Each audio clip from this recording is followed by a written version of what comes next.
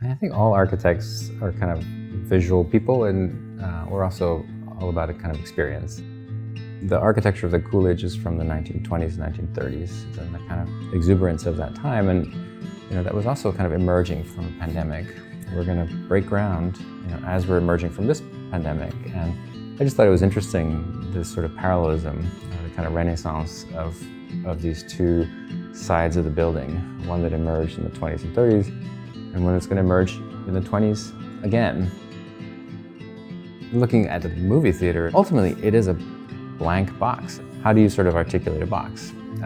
And I think Art Deco does a great job of producing a kind of texturing and a kind of patterning. And so when we were starting to work on the Coolidge, we said, what can we do with this big blank box? And we thought, maybe we can animate it. Maybe we can come to life. What is Art Deco today? Art Deco is about exuberance, it's about articulation, it's about new technologies, it's about electricity and film. And so the idea that a blank box might ripple.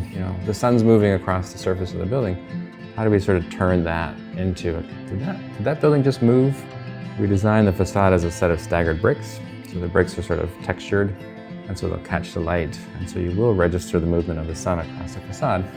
But more importantly, the facade has a series of concave undulations, which could evoke the articulation of a curtain. We took the whole office to the Coolidge, and we were all sort of looking. There's an abundance of forms and colors. And so our first attempt was to sort of kind of eyedropper colors. And then we tried to redeploy the theater spaces, and how do we differentiate them? We want to draw them into the space. The Wizard of Oz, Dorothy's in a monochrome world, opens the door, and all this color world emerges. When you look for where you're going, the color will sort of lead you there. The initial experience is very neutral. Everything is white, monochrome, and then you encounter one thing, which is this gold leaf covered bar, Cleopatra, with this sort of incredible gold costume with the light sort of sparkling. You turn down the hallway and the door opens, and it's like this incredible red light comes pouring out. Helen Mirren is in the bathroom, and she's in a white dress. And she walks out the door, and the camera pans across, and she's in the hallway, and then she's in the same dress but red. Not that your clothes are going to change color, but that you'll be immersed in deep red. It's the red carpet, it's the red from the kind of velvet curtain that you expect. And the theater above it's a deep blue. It's a smaller theater, and it wants to be sort of more expansive. Deep blue, outer space, 2001, A Space Odyssey, where there's blue, blue, blue, blue, blue, and then there's a door that opens and it's incredibly red. Looking at the rendering, the ground floor has this gold bar. The top floor has a community room. From the ground, you don't see the community room, except you see the ceiling. So let's give the ceiling a color.